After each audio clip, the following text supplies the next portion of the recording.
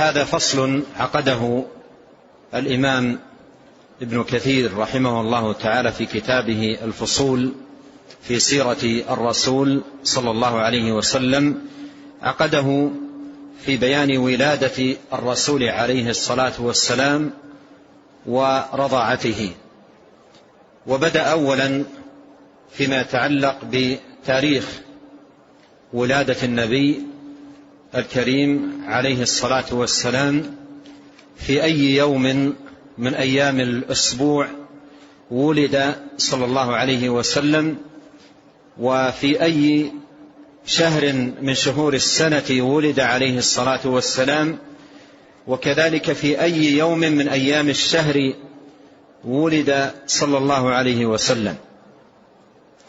قال رحمه الله: ولد رسول الله صلى الله عليه وسلم يوم الاثنين. ولد رسول الله صلى الله عليه وسلم يوم الاثنين، فمن حيث أيام الأسبوع كانت ولادته عليه الصلاة والسلام في يوم الاثنين، وهذا بلا خلاف باتفاق أهل العلم، ولا خلاف في ذلك.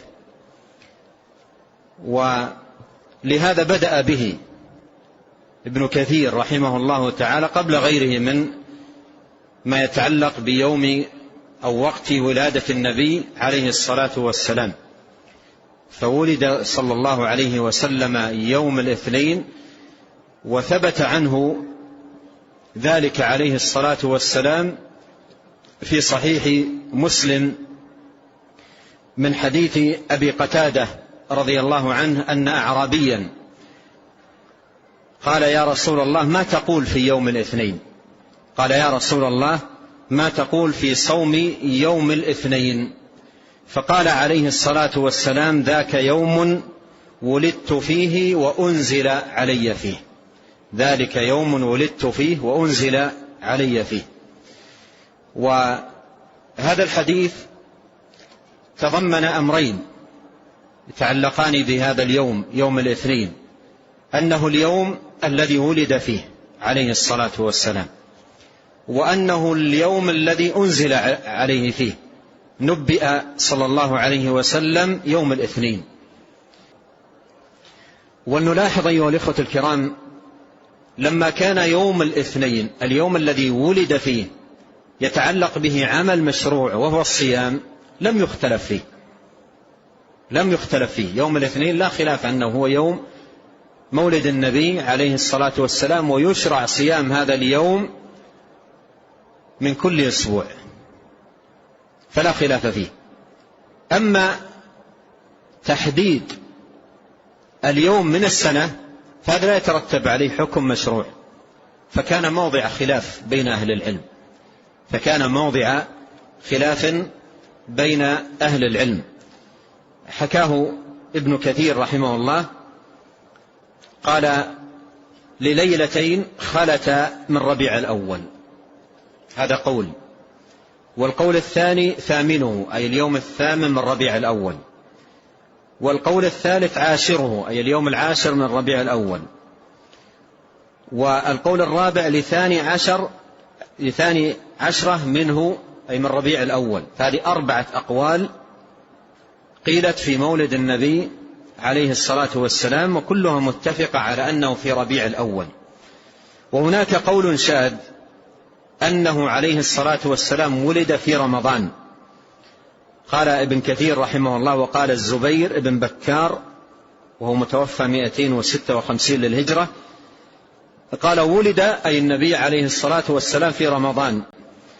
قال: وهو شاذ حكاه السهيلي في روضه، أي الروض الأنف في السيرة. فهذا قول شاذ. فإذا من المتقرر أيضا أن النبي عليه الصلاة والسلام ولد في ربيع الأول في يوم الاثنين، والشهر من السنة هو ربيع الأول. ولكن في أي يوم من ربيع الأول هذا محل خلاف بين أهل العلم.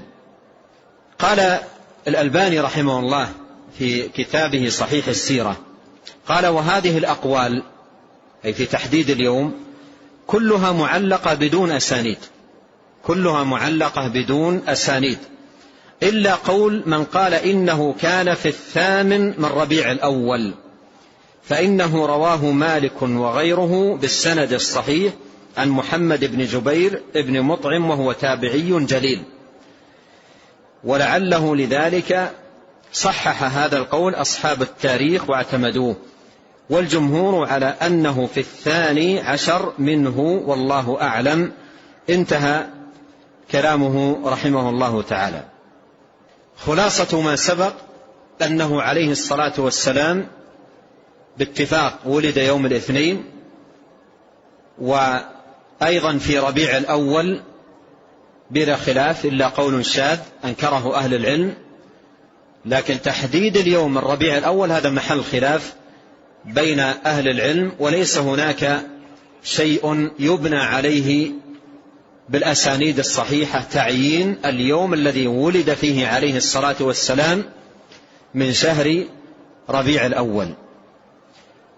قال وذلك عام الفيل، وذلك عام الفيل تحديد العام الذي ولد فيه من بين الأعوام والسنوات، في أي عام كان مولده. عرفنا اليوم، وعرفنا أيضا اليوم من الأسبوع، وعرفنا الخلاف في اليوم من الشهر، وعرفنا أيضا الشهر. فالآن البحث في أي سنة كان مولده عليه الصلاة والسلام. قال وذلك عام الفيل، السنة التي ولد فيها عليه الصلاة والسلام العام المشهور بعام الفيل، وهو السنة التي جاء فيها أبرهة إلى مكة ليهدم بيت الله الحرام. وحصلت القصة المشهورة، وفي القرآن قال الله سبحانه وتعالى ألم تر كيف فعل ربك بأصحاب الفيل ألم يجعل كيدهم في تضليل وأرسل عليهم طيرا أبابيل ترميهم بحجارة من سجيل فجعلهم كعصف مأكول. فكان ذلك العام يؤرخ بعام الفيل، لأن من عادة العرب وغيرهم تأريخ السنوات بالأحداث العظيمة، وهذا حدث عظيم جدا كان في تلك السنة فأرخت فيه وعرفت به، فيقال عام الفيل. ففي ذلك العام ولد عليه الصلاة والسلام، وقيل غير ذلك، لكن هذا القول هو الأشهر والأكثر. ولهذا ابن كثير رحمه الله لما ذكر الأقوال في ذلك في كتابه البداية والنهاية قال وهذا هو الأشهر، أنه عليه الصلاة والسلام ولد عام الفيل. وسيأتي تصحيحه له هنا وحكاية عن بعض أهل العلم الإجماع على ذلك، أنه كان ولد عليه الصلاة والسلام عام الفيل. قال بعده ب50 يوما، بعده ب50 يوما.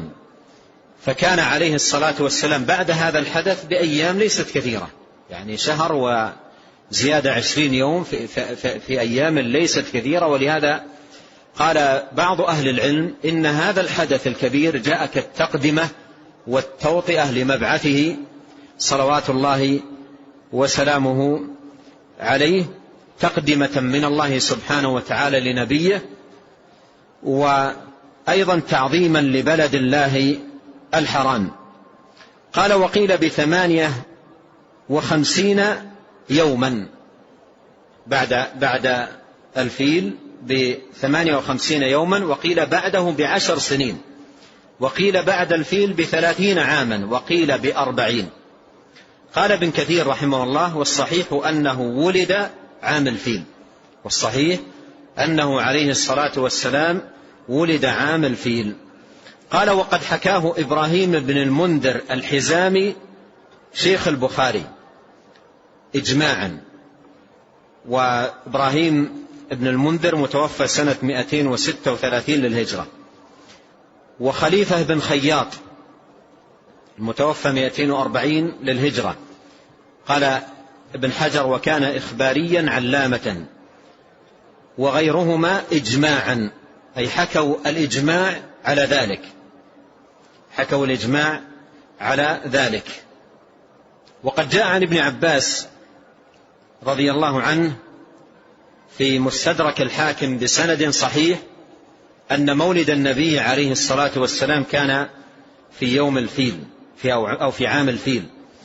وكذلك جاء عن قيس بن مخرمة رضي الله عنه، رواه ابن إسحاق ومن طريقه الحاكم وصححه على شرط مسلم ووافقه الذهبي. جاء عن قيس بن مخرمة رضي الله عنه أنه قال: ولدت أنا ورسول الله صلى الله عليه وسلم يوم الفيل. ولدت أنا ورسول الله صلى الله عليه وسلم عام الفيل. فأيضا هذا من الأمور الثابتة المتقررة أنه عليه الصلاة والسلام ولد في عام الفيل. فهذه أمور متقررة، أنه كان يوم الاثنين، وأنه كان في ربيع الأول، وأنه كان في عام الفيل. أما تحديد اليوم من شهر ربيع الأول هذا محل خلاف بين أهل العلم، ولما يأتي في ذلك شيء ثابت يبنى عليه. ذكر في بعض كتب السير خاصة المطولة والموسعة بعض الأشياء المتعلقة بالإرهاصات لمولد النبي عليه الصلاة والسلام، وهذا يروى فيه أخبار كثيرة، وكثير منها لا خطام لها ولا زمان، وهي قصص وحكايات وأخبار عارية عن الإسناد الصحيح الذي يثبت به الأمر. وبعضها جاءت بأسانيد لكنها غير ثابتة، أسانيد غير ثابتة، وهذا يروى فيه أشياء كثيرة جدا.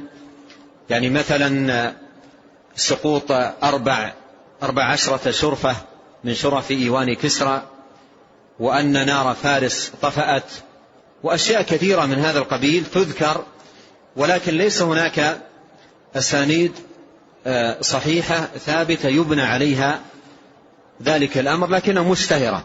ولهذا يلاحظ أن مثل هذه المختصرات المؤلفة في السيرة تعرض عن ذكر ذلك. المختصرات التي يؤلفها الأئمة في السيرة يعرضون عن ذكر ذلك، لكن تذكر في المطولات بأسانيدها أو مع ذكر ما فيها من علة أو نكارة مثلا في المتن أو نحو ذلك. أما في مثل هذه المختصرات في الغالب يعرض عن ذكرها الأئمة لكونها ليس عليها أدلة صريحة أو صحيحة ثابتة. وأيضا من ذلكم أنه عليه الصلاة والسلام ولد مختونا مسرورا، هذا أيضا كما قال ابن القيم وغيره ليس فيه أسانيد صحيحة ثابتة. فمثل هذه تجد الأئمة في المختصرات التي تؤلف في سيرة النبي عليه الصلاة والسلام يعرضون عن ذكر مثل ذلك. لكن في المطولات، يعني إذا رجعت إلى البداية والنهاية لابن كثير وفيها توسع في السيرة، ذكر أشياء كثيرة لم يذكرها هنا، لكنه هناك ذكرها وذكر أسانيدها، وأيضا تكلم على ما في بعض الأسانيد من علة أو ما في بعض المتون من نكارة أو نحو ذلك. لكن مثل هذا لا تحتمله أمثال هذه المختصرات.